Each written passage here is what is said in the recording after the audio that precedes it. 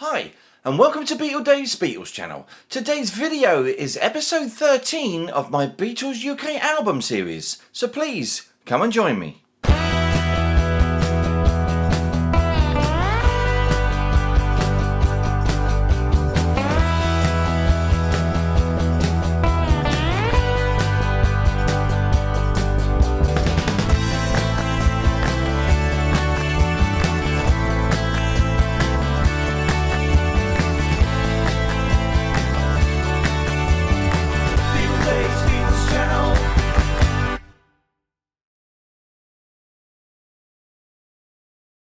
So hello everybody, and a fantastically warm welcome to BeatleDave's Beatles channel. Hope I find all you fantastic Beatles people doing really well out there, and thank you so much for joining me again today. Well, the subject for today's showing is the Beatles UK album series episode 13, which concludes with the UK 1970s pressings of the Beatles LP Let It Be. So obviously after many delays and variations, the album was finally released in May of 1970, but in a somewhat spectrised version, and was not in keeping with what the original concept should have been, which was really a live album with no overdubs. So in this series, as previously mentioned, I will only be showing original pressings between March 1963 and May 1970. Okay then, right now it's time for something completely different. It's Ask BeatleDave, yeah! So yes, welcome to Ask BeatleDave. We'll be answering your questions that you have about anything Beatles related, on perhaps any item I've shown or haven't shown, or anything to do with the guys' solo careers, anything at all you can think of, and I'll endeavour to answer it right here. So today's question is from Gavin Norman. How you doing, Gavin? I hope you're well. And he asks, BeatleDave, what is your favourite Beatles experience or event to visit? Well, absolutely hands down for me, it's got to be the International Beatles Liverpool Festival, which is held every August, of course, in their hometown, which makes it even more special. Now, I've been going to the convention since the early 1980s, and so much has changed, since those early days when it just used to be a weekend event. But since then, though, it's grown and grown, and it's now become world-renowned for the great events that it holds over that week period. But, the Sunday convention, though, is my favourite day, though, because there's live bands, there's the flea market, videos and special guests and so much more. So it's such a great day, actually, on the convention day. So, Gavin, I really hope that actually answers that question for you. And guys, if you want to contribute to Ask BeatleDave, why not just send me a question in the comments and I'll include it in a future episode. It's that simple. So why not please me and get involved and ask me some super questions. So, moving on now, it's time for I Call Your Name. So yes, it's on to them old shout-outs, and it's a great big BeatleDave hello to Trevor Dixon, Be a Good Dogger, hiya Scott, Aretha Franklin and Whitney Houston, hiya Sarah, Gnome Deserter, Michael Rice, how you doing Michael, hope you're well, Ruby Pepper, Malcolm Hewison, Ralph929, so that's a great big hi to all of you guys from yours truly, BeatleDave. So on to the main event then today, and we continue with the Beatles' original UK album series episode 13 and the Beatles' Let It Be LP. So please, come and join me.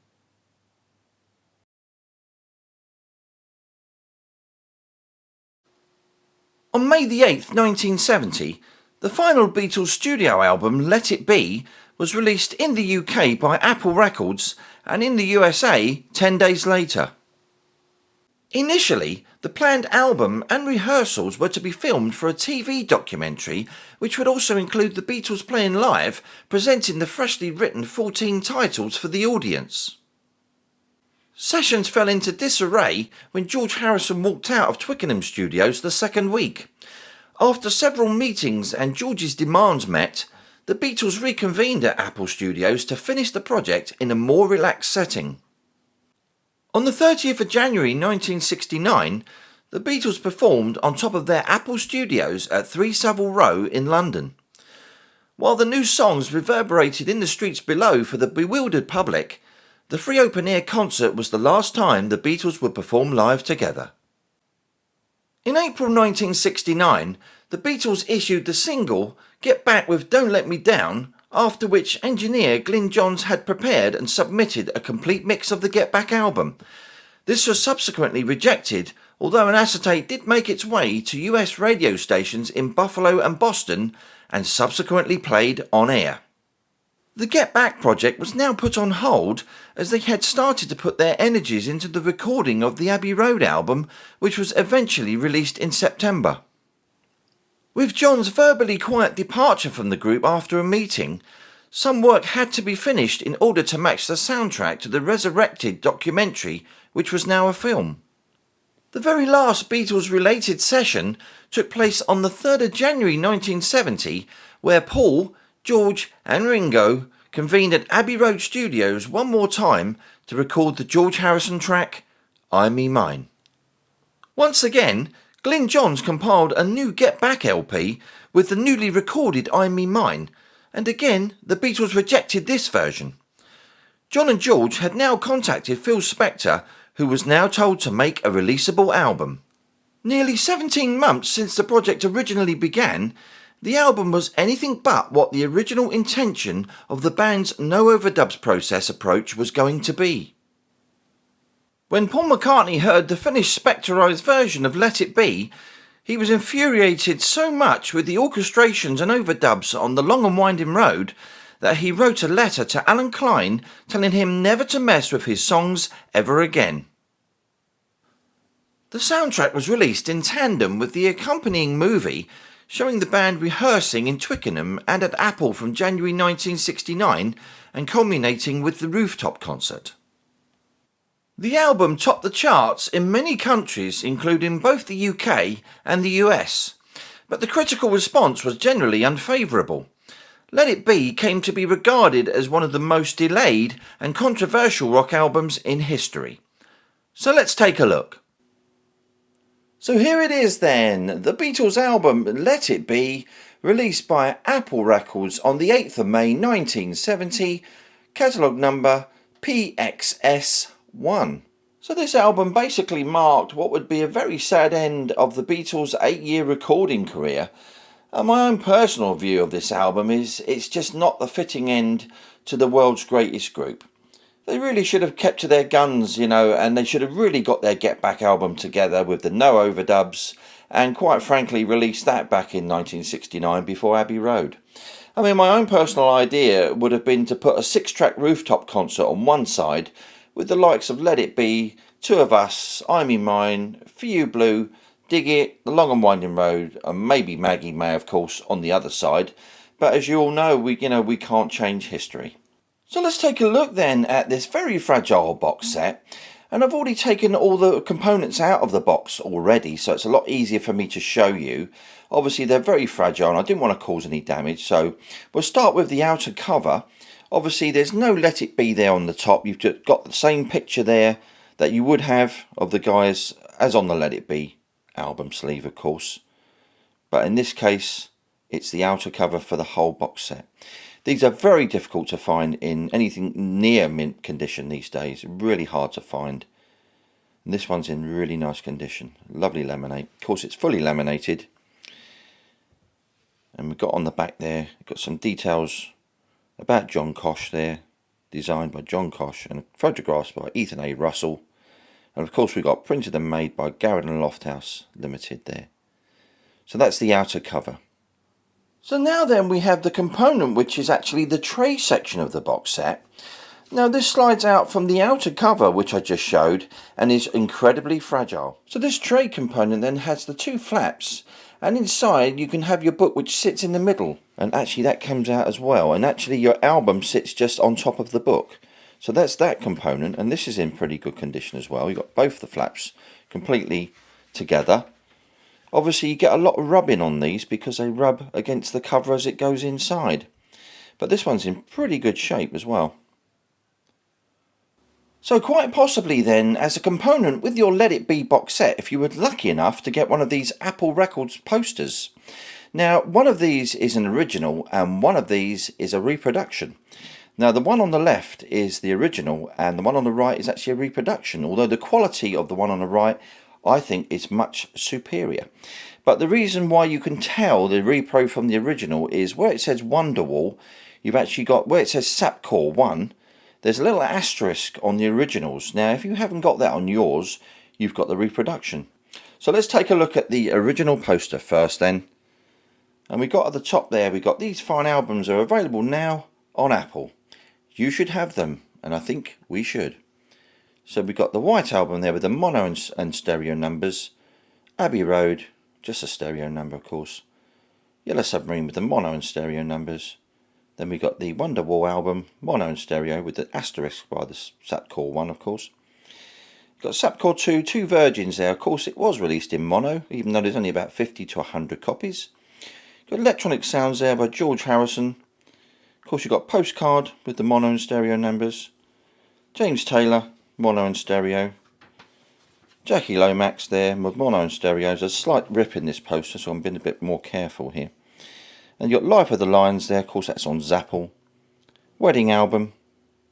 Then you've got Live Peace in Toronto. Then you've got the Modern Jazz Quartet there, Under the Jasmine Tree. Billy Preston, that's the way God planned it. And the album Space. But that's a really lovely looking poster. So moving on then, we've got the Get Back book, which is a fully laminated, both sides book, and it's in lovely condition, this one. Of course, we've got on the spine the original title of what would have been the album, The Beatles Get Back. And there's some absolutely beautiful photos in here. We'll just have a little flick through. As you can see, The Beatles Get Back. Photos by Ethan A. Russell.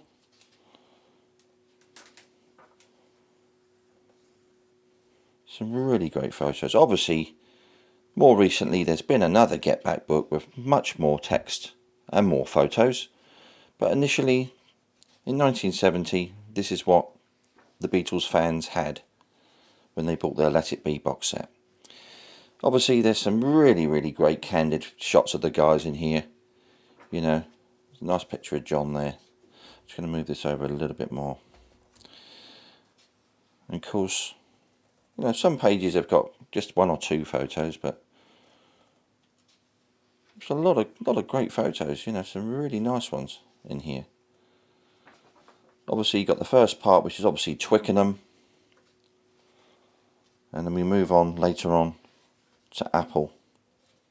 So a great two-page photo of Paul there. Really great book.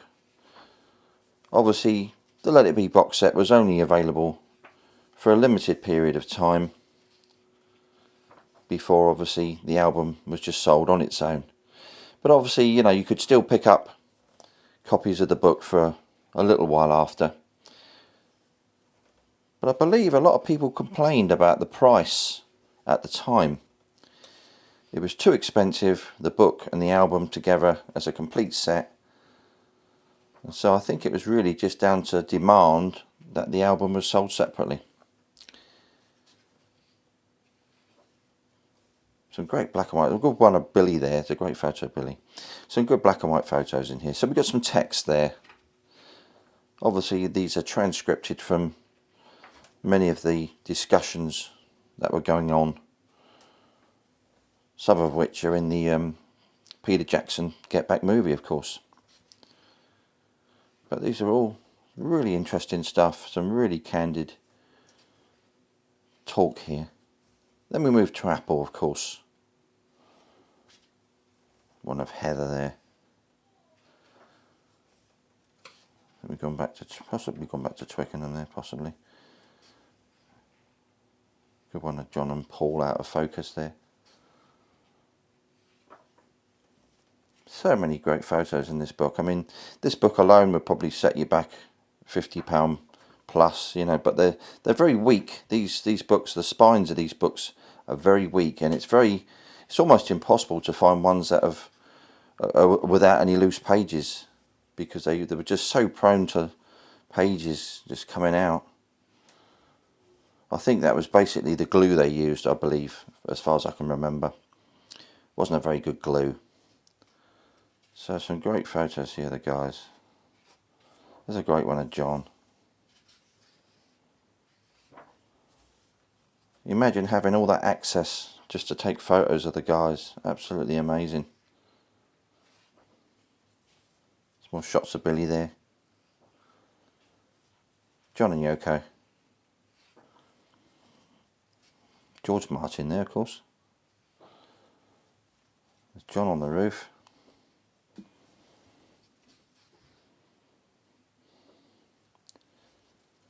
Some shots of Ringo there.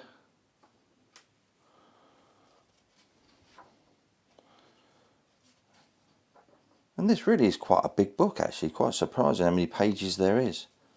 Got a bit more text then. So we'll just whiz past those. And then we got some roof photos there.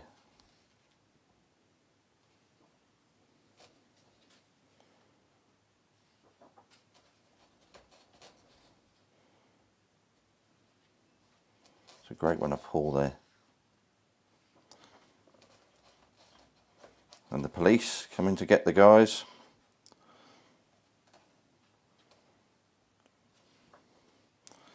And there's John right at the end there with his little statement.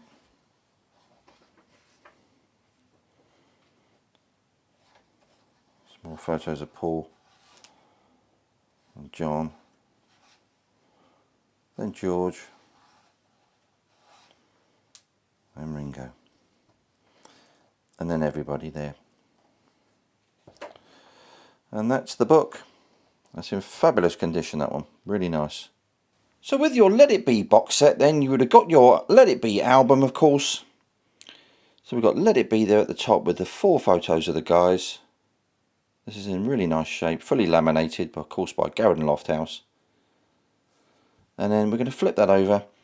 And of course, with all the first issues of the Let It Be box set, you have a red apple on the sleeve. Don't worry if yours is green, because some sets had the green one as well. So of course at the top there we've got the Beatles album, New Phase Beatles album, and reproduced for disc by Phil Spector.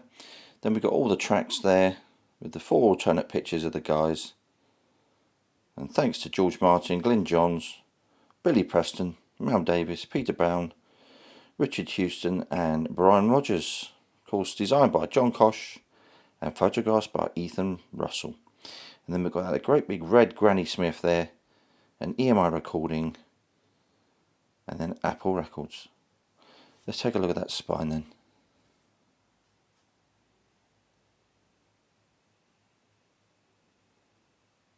So we've got the Apple Records inner sleeve here.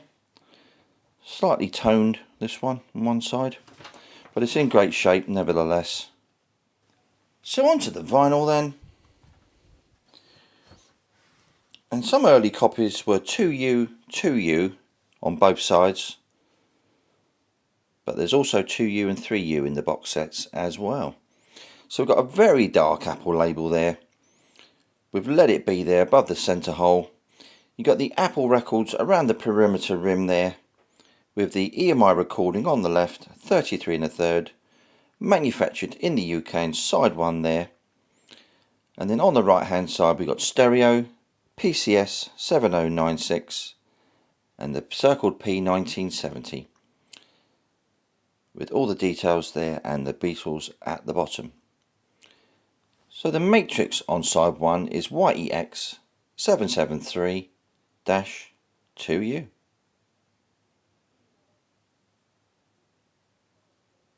So we're going to flip that over, and we've got side 2 then. Once again you've got the Apple Records on the perimeter with the Let It Be above the centre hole, and on the left there we've got an EMI recording 33 1/3 with the manufactured in the UK and side 2, and on the right there we've got the stereo PCS 7096 with the circle P 1970, and on side 2 the matrix is YEX 774-3U, and this one's in absolutely mint condition, in beautiful condition, this one. So moving on then to another pressing of Let It Be, which was a standalone release LP once all the sets had gone, although some of these albums are actually in the box sets as well. This was released in 1970 by Apple Records, catalogue number PCS 7096. And once again then we've got a fully laminated cover there. Really lovely cover, this one. Smashing cover. A little bit of a dink at the bottom now, a little bit of a laminate crunch or something. But in really nice condition. And on this one, of course, we've got the green apple this time. You've got all the same details as before. At the top there with the track listings, side 1 and side 2. 4 shots of the guys. All the credits there with the green apple there. And an EMI recording and Apple Records. And then once again, we've got the spine.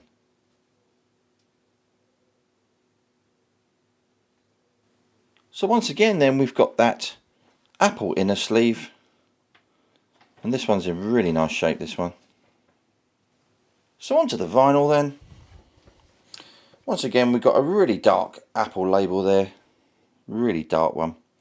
You've got that Apple Records on the perimeter there with the Let It Be above the centre hole. Then on the left we've got an EMI recording with 33 1/3, manufactured in the UK and side 1. And over on the right there we've got stereo with PCS 7096 and the Circle P 1970.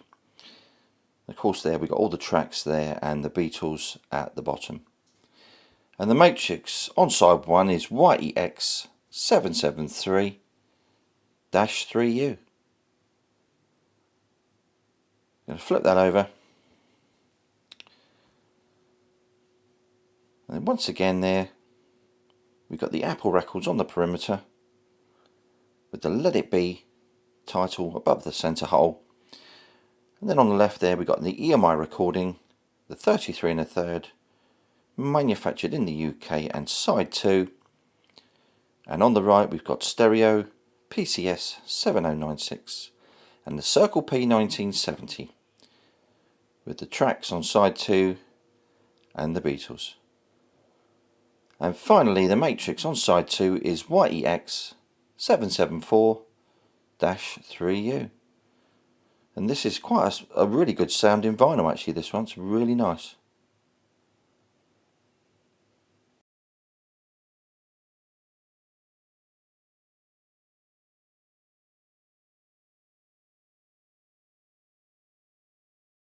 So thank you all for joining me today, guys, and tuning in. I really hope you've enjoyed seeing those fantastic Let It Be LPs. And of course, as always, I appreciate any comments I get from any of you Beatles people, and I'll always reply to you just as soon as I can. So although technically that was the last episode of the UK album series, I will be doing an update with plenty more rare 1960s variations that I've managed to find since the series began. So please make sure you keep an eye out for that one next month. So next week's video then is episode 2 of the solo years of the 70s, and of course it's the McCartney album. So make sure you're here next week, same Beatles time, same Beatles channel. So anyway, as always, if you enjoy what I'm doing, why not give us a like, subscribe and hit that notification bell so that you don't miss out on any future videos. This is BeatleDave signing off.